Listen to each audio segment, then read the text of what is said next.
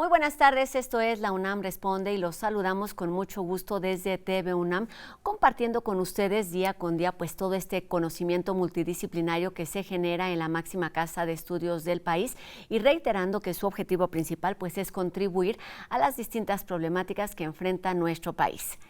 Y bueno, nuestro tema central de la entrevista de esta tarde es una buena noticia para todo el planeta, pues se nos ha anunciado que la capa de ozono se está regenerando, lo que significa un paso importante para la humanidad en términos ambientales, científicos y también de colaboración. Acompáñenos para hablar más sobre este tema.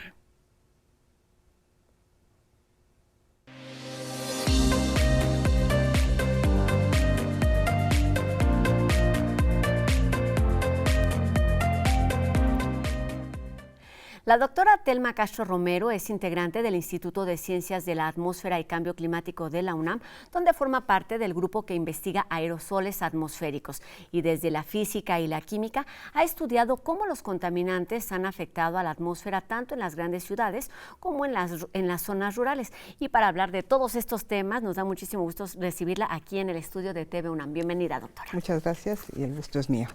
Pues un gusto que esté aquí. Sabemos que pues la capa de ozono, este agujero que se había formado en la década de los 90 o un poquito antes, que nos ocasionó un hueco en el estómago a muchos de nosotros por la edad que teníamos y por lo que ello significaba, ahora es una buena noticia. ¿De qué estamos hablando hoy? ¿Cuál es este gran logro que se anuncia en términos científicos y ambientales, doctora? Bueno, pues el gran logro es que efectivamente desde los años, como decías, 90, un poco antes, había un problema en la estratosfera. La estratosfera es una capa de la atmósfera alrededor de los 50 kilómetros, entre los 20 y 50 kilómetros, ahí está la estratosfera, y ahí radica fundamentalmente este gas del ozono, y es un gas sumamente importante porque absorbe la radiación ultravioleta y la que viene del sol, y una buena parte, más o menos como un casi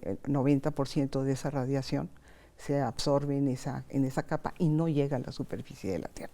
Entonces es en ese sentido que es benéfico para todos los seres vivos y la humanidad, ¿no? Y entonces ahora se ha anunciado que la ONU acaba de anunciar que se está regenerando y que para el año 2060 aproximadamente estará totalmente regenerado. Esto es bastante alentador, ¿no? Se ha notado que desde el año 2000 hay una recuperación de aproximadamente de un 3% de esa capa, ¿no? También la otra cosa para que nos demos una idea, más o menos en 1998, el hueco de ozono, el agujero de ozono, medía aproximadamente 30 kilómetros cuadrados, y ahora hacia estos días ya anda del orden de, no son 30 millones de kilómetros cuadrados, y ahora en la actualidad anda del orden de unos 9 millones de kilómetros cuadrados. Entonces sí ha habido ya una reducción, y eso es muy importante, ¿no? Entonces, la capa de ozono tiene como función principal pues protegernos de los rayos ultravioletas. Es una capa que está rodeando la Tierra. Ajá, así es. ¿Es una capa que tiene qué materiales o cómo entendemos, digamos, en términos prácticos, sí, este agujero que se forma y que ahora se va uniendo, se va claro entretejiendo? ¿Qué pasa ahí? La capa de ozono rodea toda la Tierra, ¿no? Sin embargo, hay lugares donde se acumula un poco más o no se acumula, pero en toda la capa existe. El ozono se forma fundamentalmente de una molécula de oxígeno, que también el oxígeno reacciona con la luz ultravioleta, se rompe esa molécula y forma otro oxígeno muy excitado. Ese rápidamente se vuelve a encontrar con el oxígeno normal que nosotros conocemos y forma el ozono. O sea, son 3 moléculas de oxígeno para formar la capa, formar el gas de ozono, ¿no? Y hay un ciclo normal, natural, que se da todo el tiempo, desde hace miles de años, es un ciclo para formar y destruir y formar ozono a través, usando la luz ultravioleta, ¿no? Pero es algo que es normal y natural. Partiendo de esto, me parece que fue justo, porque se trataba de un proceso normal y natural, que se convirtió en un gran problema y llamó muchísimo la atención en términos científicos, pero también pues de colaboración hace ya algunas décadas. Cuéntanos del origen y qué ocurrió en aquella época. Lo que pasó es, bueno, los científicos que dedican a la química de la atmósfera, pues están indagando por todos lados. En un congreso internacional que hubo en Londres, un profesor que se apellida Rowland, que era de Estados Unidos, que en California, vio que había un comentario en general de que había unos productos que se llaman los clorofluorocarbonos, los CFCs, que son muy estables y que esos en algún lado deberían de estarse acumulando porque se estaban produciendo en grandes cantidades. ¿Y eso qué quiere decir? Que son muy estables, que no reaccionan rápidamente, que no cambian su composición rápidamente. Y bueno, sabemos que la atmósfera no está estática, se mueve, y esos eventualmente van con los movimientos naturales de la atmósfera, llegan a las capas de la estratosfera. Esos clorofluorocarbonos entran ya estamos alimentando la capa de ozono, ahora con otros elementos, ¿no? Y esos son fundamentalmente cloros, ¿no? Fluoruros, y eso lo que hace es que por otro proceso catalítico entra y esos productos reaccionan esta reacción natural, digamos, sí, forma reaccionan con el ozono y lo destruyen, ¿no? Entonces, eso es, lo llaman, con un proceso catalítico lo llaman, y va destruyendo el ozono, ¿no? Doctora, hay un personaje importante que tuvo mucho que ver en esta regeneración, en los trabajos colaborativos a nivel internacional, es por supuesto el doctor Mario Molina. Háblenos de él y de este protocolo de Montreal. Sí, mira, después de ese congreso, él regresa a California y ahí está como estudiante de doctorado, ya lo último de su doctorado, está el doctor Mario Molina, y es su profesor, Rowland. Y ahí le comenta esto, y entonces el doctor Molina empieza junto con su profesor a hacer investigación de esto. Y entonces hacen realmente experimentos y un modelo, y se dan cuenta que efectivamente estos productos están en la capa en la estratosfera y que muy probablemente estén destruyendo el ozono. Eso estamos hablando de mediados de los 70, ¿no? Y sin embargo, bueno, entonces en ese momento empiezan a darse cuenta que hay problemas, pero empiezan a alertar a la comunidad internacional, pero no pasa mucho. Hasta que llega un momento en que los satélites, a través de instrumentación satelital, se empiezan a dar cuenta que hay problemas, que se está formando ese hoyo que está extendiéndose. Entonces ya llegan las dos hipótesis, ¿no? Por un lado lo que había hecho Molina y Rowland, y por otro lado las evidencias del satélite. Claro. Entonces ahí ellos dos, y sobre todo el doctor Molina, empieza a tocar puertas sobre todo en Estados Unidos y luego después en la parte internacional, para alertar de lo que puede llegar a pasar. Finalmente, después les lleva 10 años toda esa lucha, y finalmente en 1987 logran juntar a varios países y se firma el Protocolo de Montreal, que entra en vigor en 1989. Son 197 países que firman, y ese es, digamos, como un gran paso. ¿Qué significa la colaboración, claro? Sí, ¿qué significa el Protocolo de Montreal? Pues se comprometen los países a bajar las emisiones de fluorofluorocarbonos. Y entonces las emisiones no pueden agarrar y cerrar la llave y ya, ¿no? Sino que hay que hacer todo un proceso de transición para que se metan otros productos, ¿no? Cuéntenos de esto, eso le iba a preguntar. Ok. ¿Cuáles son esas pequeñas, medianas y grandes acciones que se tuvieron que hacer durante varios años para llegar a este punto en el que nos encontramos? Justamente ese protocolo, lo que hacen es que en cada país firma y se compromete a bajar las emisiones de alguna otra manera de estos elementos. Y estos elementos generalmente se usaban en procesos de refrigeración, para soldar de estas cosas electrónicas, etcétera. Esos son emisiones que van a la nube. Se habló mucho también de los aerosoles. En los aerosoles, que justamente no hay que confundir la botecito de aerosol, el propelente, o sea, tú echas ahí, por ejemplo, un perfume que quieres que se aromatice, pero es líquido, y entonces le metes un gas. Es ese gas propelente para que haga psh, para que tenga ese efecto. Ese efecto, ese es el aerosol. El gas juntado con el líquido forma una gotita de aerosol y entonces es el aerosol. Pero el gas es el propelente es el que quien llevaba clorocarbonos, ¿no?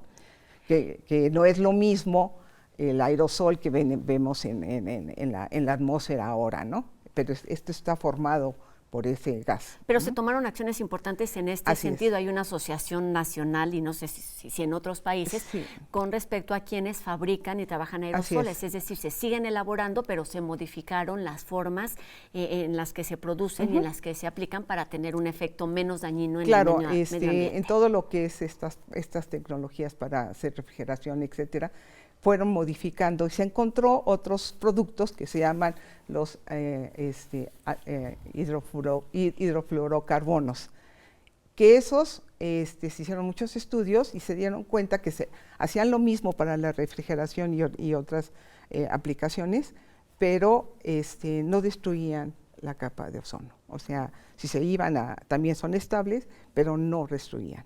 Pero con eso se fue paulatinamente cambiando toda la tecnología y todo iba muy bien. Efectivamente, eso ayudó muchísimo a ir regenerando capa de ozono y en el 2016 se firma una enmienda al protocolo de Montreal, ¿no? Que se llama la enmienda Kauai o alguna cosa así, Kauai, no me acuerdo ahorita. Entonces, con eso cambian la tecnología, o sea, ahora meten estos hidrocarbonos, los HFCs, y todo va bien, pero se empiezan a dar cuenta que estos tienen un potencial muy alto para calentar la atmósfera. Ese es un tema importante del que vamos a hablar, pero quería terminar con lo del agujero. Es de 30 millones de kilómetros cuadrados, va en 9 y todavía hay un camino que recorrer para los siguientes años. Sí, pero ya está con una perspectiva de que se va a regenerar. Digamos, siguiendo con esta dinámica y con estos protocolos y con la participación de todos estos países, sería el objetivo final. Sin embargo, hay otras preocupaciones que tienen que ver pues, con el bienestar de la Tierra, de nuestro planeta, de lo que respiramos, y tiene que ver pues con el cambio climático, con el calentamiento global. ¿Cómo se relacionan o cómo conviven estas problemáticas con el agujero de la capa de ozono? Pues mira, ya el ozono, el agujero de la capa de ozono, pues es un fenómeno que se da en la estratosfera. Y la situación del calentamiento global, pues tenemos ahora que verlo desde cómo está variando la temperatura en la superficie de la Tierra y cómo eso va afectando pues, un montón de compartimientos de la vida, de la Tierra, etcétera, ¿no?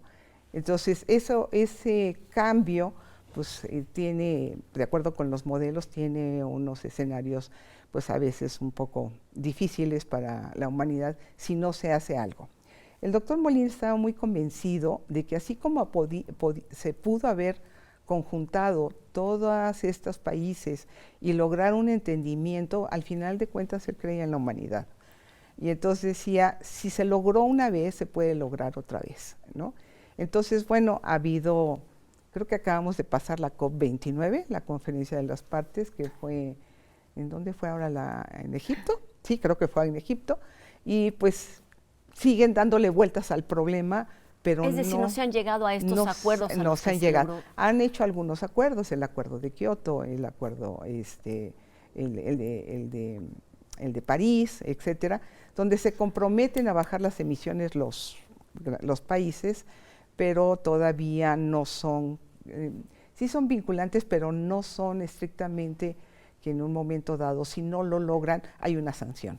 Todavía es porque uno pretende y sabe uno que debe hacerlo como país, entonces tiende uno a hacer políticas que lleven a eso. Pero volviendo a lo de la capa de ozono, creo que lo que tiene de enseñanza es eso, de que podemos hacer un protocolo, podemos llegar a acuerdos y puede funcionar. Y hay resultados. Y hay resultados, tangibles, ¿no? Y son resultados globales, ¿no? Esto le quería preguntar, doctora, ¿qué tuvo que pasar desde su experiencia? Por supuesto, el conocimiento de científicos y de la comunidad en general, la participación de actores, pero también de políticos, la colaboración de empresas, la acción de los ciudadanos. ¿Por qué es importante que todos sumemos en menor o en mayor medida? Yo creo que una de las cosas que tenemos que hacer es hacer conciencia de lo que está pasando. La gente no es tonta, la gente entiende, si uno lo explica qué está pasando, no poner cosas catastróficas porque entonces la gente pues se pone, no, pues a ver qué hago, un hoyo para esconderme o alguna cosa así, sino que realmente entendiendo la problemática la gente puede actuar. Pero no puede ser la sociedad la única que actúe. Muchas veces me hacen esa pregunta, ¿qué puede hacer uno como ciudadano? ¿No? Claro. Porque es lo que uno podría hacer. Y entonces yo digo, hay muchas cosas que se puede hacer. Una de las cosas es, bueno, cuidar realmente que todo nuestro entorno, nuestro ambiente, ¿no? La basura, el uso del automóvil, el uso de muchos productos químicos, bla, bla, ¿no? Pero eso no es suficiente si no hay una política pública. O sea, la política pública bien encaminada, emparejada con la sociedad, puede lograrlo. Si no, yo no veo cómo que solamente el ciudadano común agarre y solamente tire la basura en su lugar, etcétera, si al rato no hay la política pública como para que efectivamente esté separada, sino que llega a un vertedero inmenso, el bordo de Xochitl es terrible, ¿no? Y está desbordado, es una problemática. Y la otra cosa es darnos cuenta, estamos muy acostumbrados al confort. O sea, todo lo queremos, se nos va la luz y como que enloquecemos, ¿no? Y de repente a mí me ha pasado, de repente quiero prender, sé que no hay luz y voy a hacer no sé, moler el jitomate y prendo la licuadora. Son de esas cosas que uno está acostumbrado. Y es difícil cambiar esa parte para ahorrar energía, cambiar las formas y las formas de consumo nos es difícil, pero sí lo podemos hacer. Que ese es el aprendizaje, escuchar a quienes tienen el conocimiento, a quienes tienen las herramientas, que es la comunidad científica, lograr que este conocimiento se traduzca en políticas públicas y que todos lo llevemos a cabo en este sentido. Doctora, para ir terminando, pues es importante solamente plantear qué es lo que hubiera pasado si no se toman estas acciones, si este cambio no hubiera sido reversible, para pensarlo en términos de lo que estamos viviendo en este momento. Claro, pues mira, ya en donde se da más fuertemente por otros procesos, por la forma de que hay más océano, etcétera. Tendríamos que dar una clase, pero el agujero de ozono, que es la disminución de la capa de ozono, se da más fuertemente en el polo sur y también se da en el polo norte. Y entonces ahí hay fenómenos importantes. ¿Por qué se da allí? Porque justamente los polos tienen dos estaciones, ¿no? La primavera y el invierno, no hay intermedios. Entonces, durante el invierno, la poca agua que hay en la estratosfera logra congelar estas sustancias que te digo, y entonces en la primavera se empieza a salir el sol, entonces esos pequeños hielitos se derriten y ese gas sale y es cuando rompe la capa de ozono. Por eso tiene épocas donde el hoyo de ozono se hace más grande, más chico. Sí, así es. Entonces eso pues trae esa parte. Entonces, en algún momento empezaron a ver, sobre todo en la parte de la gente que vive más cercana a los polos, ¿sí? Y la parte del polo sur, que es más amplio lo del agujero, empezaron a haber ya problemas importantes en piel, ¿no? Por ejemplo, el cáncer, por ejemplo, directo, ¿no? Por ejemplo, y entonces esos son alertas de que si hay disminución de la capa de ozono, afecta, para empezar, nada más ya una población importante con cáncer en la piel y luego otras enfermedades, ¿no? Entonces, sí, es muy importante conservar esa capa, porque si no, ¿qué hubiera pasado? A lo mejor no estaríamos hablando en estas condiciones ahorita, ¿no? Porque sí, pues la radiación ultravioleta tiene efectos importantes. Tiene efectos muy importantes en la salud y en la vida en general. Exacto, y en los seres vivos en general. En todos los seres vivos. Pues importante vivos. Hablar de esta regeneración de la capa de ozono y en los términos ambientales, pero también como humanidad, volvamos a ese principio del doctor Mario Molina, creer en la humanidad. Hay mucho que podemos hacer, pero tenemos que hacerlo, no solamente tenemos que creerlo. Así que muchísimas gracias por estos minutos, doctora Telma Castro Romero, investigadora del Instituto de Ciencias de la Atmósfera y Cambio Climático de nuestra universidad, por estos minutos y por ponernos al alcance esta información. No, pues el gusto es mío porque la universidad lo vale. Así es. Doctora, muchísimas gracias. Muy buenas tardes. Muchas gracias. Hasta luego. Y bueno, ahora queremos invitarlos a que participen en una charla donde a partir de las humanidades, la sociología y la astronomía podemos entender cómo funcionan el espacio y el tiempo. Esto sucederá mañana 2 de febrero en la Casa de las Humanidades, ubicada en Coyoacán, donde las doctoras Guadalupe Valencia y Julieta Fierro estarán platicando sobre estas dos nociones fundamentales en todos los terrenos de nuestra vida. La cita es a las 5:30 de la tarde y la entrada es libre. Enseguida tenemos a Jacobo Dayan, quien nos habla sobre el juicio que enfrenta el exsecretario de Seguridad de México, Genaro García Luna, quien está siendo procesado en Estados Unidos.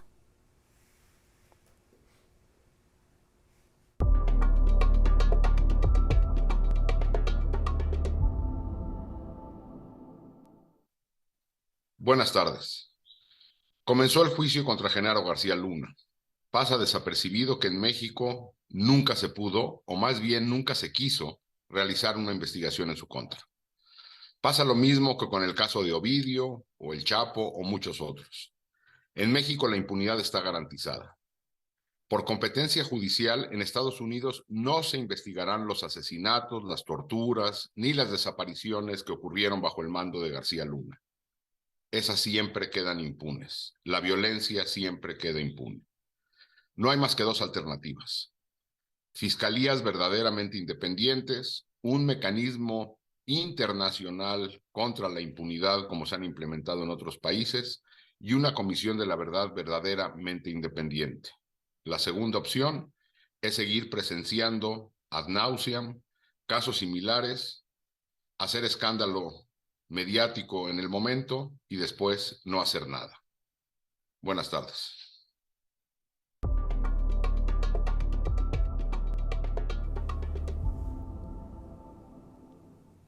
Especialistas de la Clínica de Trastornos del Sueño nos explican qué efectos tienen los tacos, las tortas y todos esos antojitos a la hora de la cena en nuestro descanso.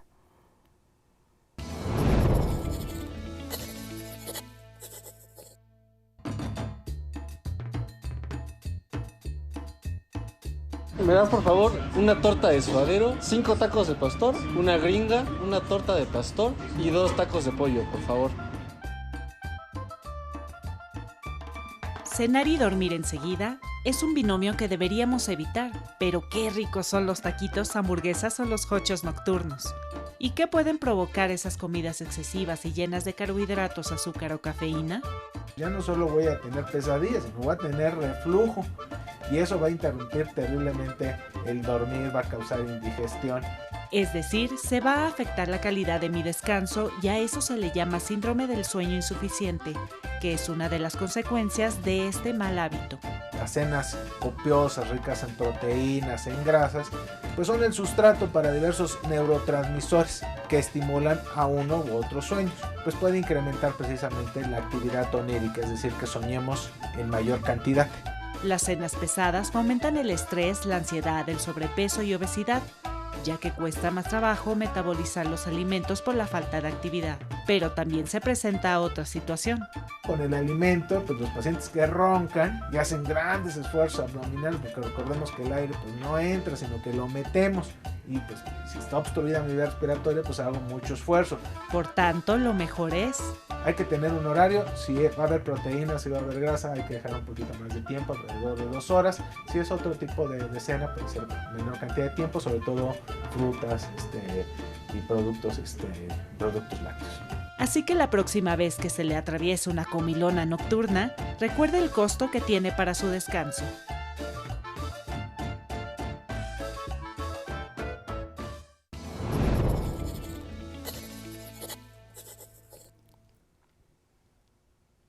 Importante escuchar a nuestro cuerpo y también tomar acciones en todos los ámbitos de la vida. Es nuestra responsabilidad como seres humanos y también, por supuesto, como ciudadanos del mundo. Agradecemos a Noé Romero en la lengua de señas su participación esta tarde en la UNAM Responde y también a todos ustedes que nos acompañan del otro lado de la pantalla. Los invitamos a que sigamos haciendo juntos este programa. Queremos escuchar sus dudas, sus comentarios y los temas que les gustaría que abordáramos en este espacio universitario. Nosotros nos vemos aquí mañana en una nueva emisión de la UNAM Responde, 2:30 por TV UNAM. Adiós.